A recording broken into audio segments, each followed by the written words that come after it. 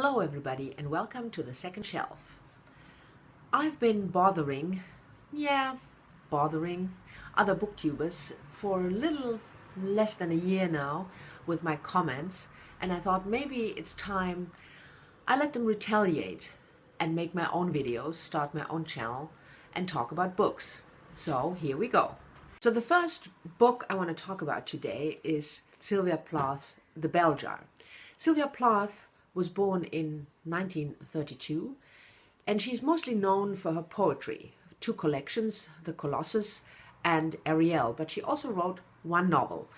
This novel is highly autobiographical because Sylvia Plath, like the protagonist in the novel Esther Greenwood, suffered from serious depressions.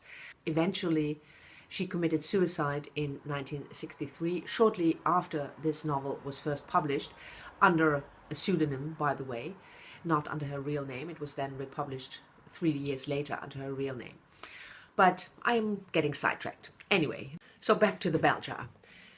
Like I said, The Belzhar is about a young woman, Esther Greenwood, in her early 20s, coming to New York City, working there for a fancy magazine, and slowly deteriorating. Her mental health deteriorates, she spirals down, and she has to be committed to a mental hospital, McLean Hospital. That was the same hospital that Sylvia Plath had to go to when she attempted to commit suicide while she was at Smith College, the same year, 53.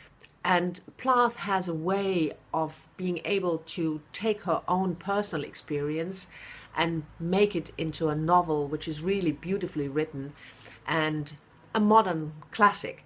I reread this book just a couple of weeks ago, and I really think it's brilliant. So I highly recommend it for people who are interested in the life of young women in the early 50s, the constraints they had, and also about the period, the time in the 50s, because it lets you really get the feeling of New York City during those years in the early 50s. And if you want to know more about Plath, by the way, you should definitely read. This video is all about what you should read. I think you already gathered that.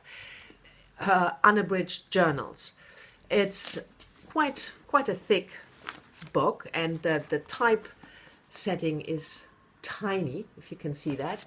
But it's brilliant. I mean, she was 18 when she started that in 1950, the summer before she went to Smith College.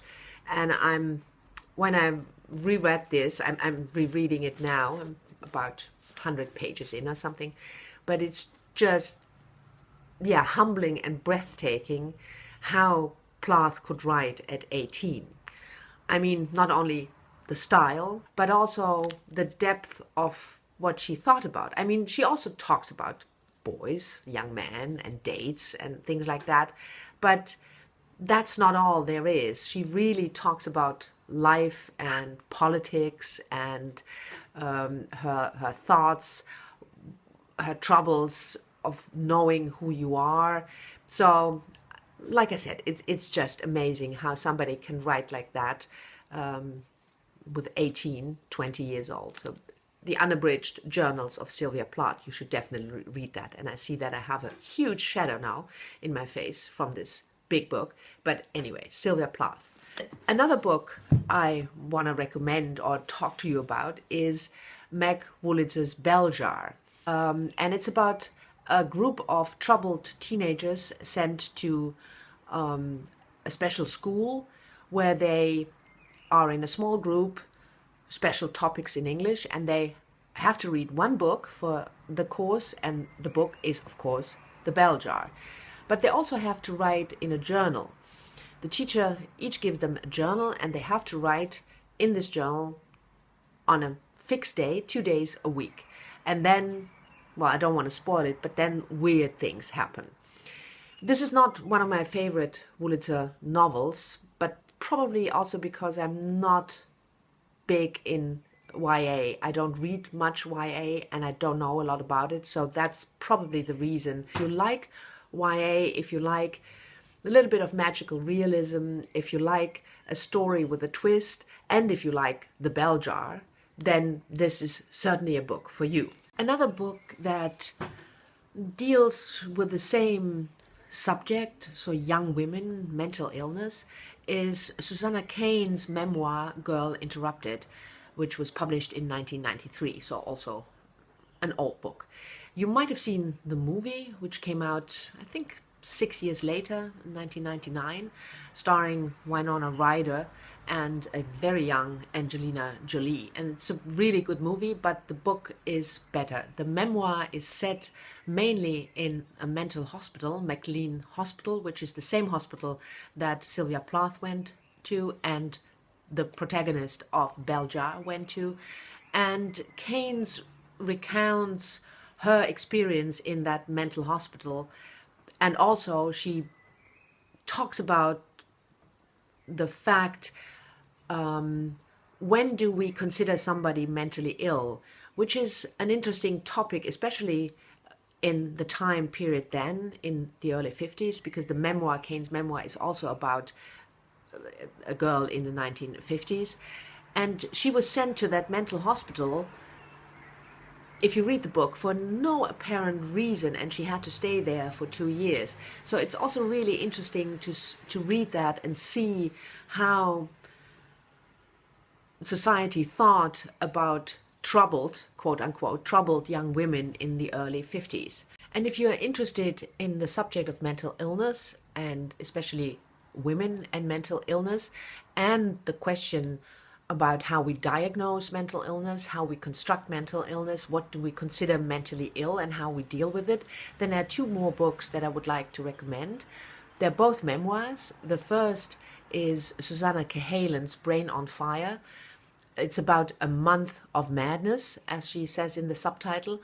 Susannah Cahalan is a journalist in New York, and she all of a sudden woke up and had problems with her limbs. Her limbs felt numb.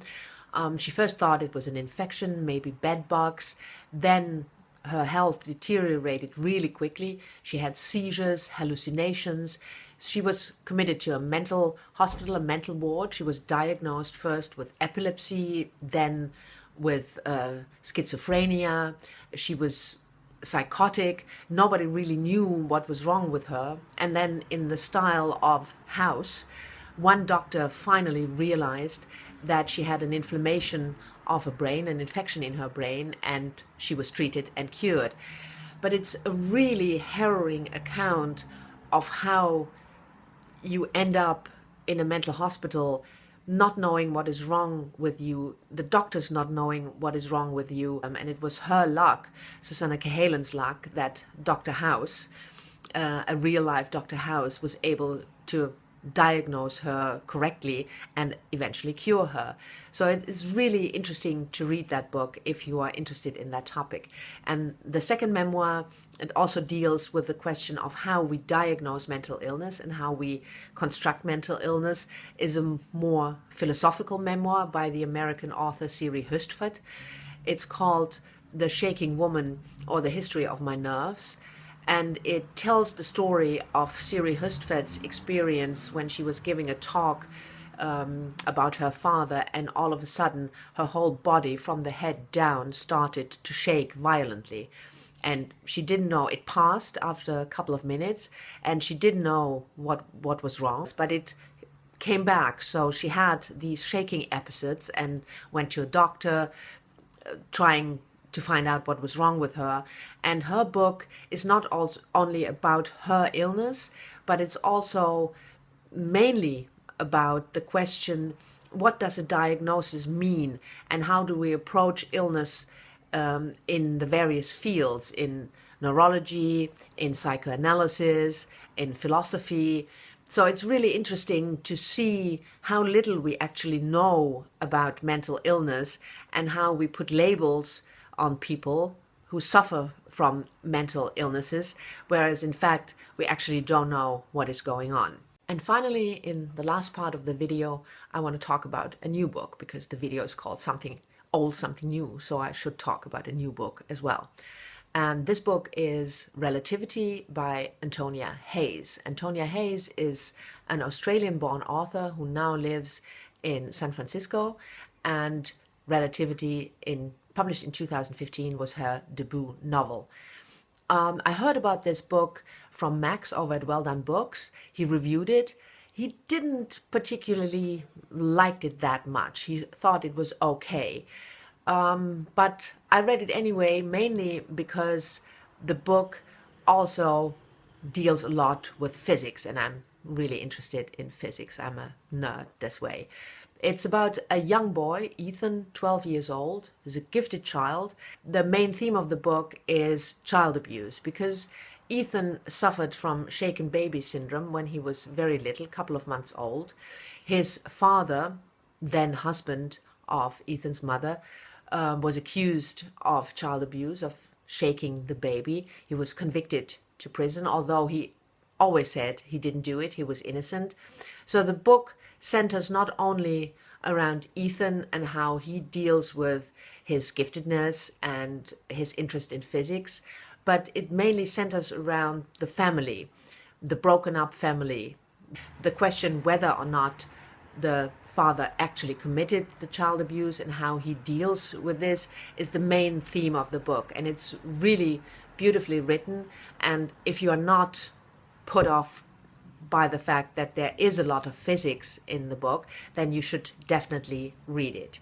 And finally, I want to mention two other books dealing with child abuse, because it is an important subject and it is difficult to deal with even in novels. And the first one is Emma Donoghue's Room, which was published a couple of years ago and was widely recognized, so you probably heard of it. It's based on a real-life story, a horrible story that happened in Austria a couple of years ago. A father who kept his daughter in a soundproof cellar for almost 20 years, raped her repeatedly, had, I think, 5 children with her. She was finally freed. So this is the real-life event that Room is based upon.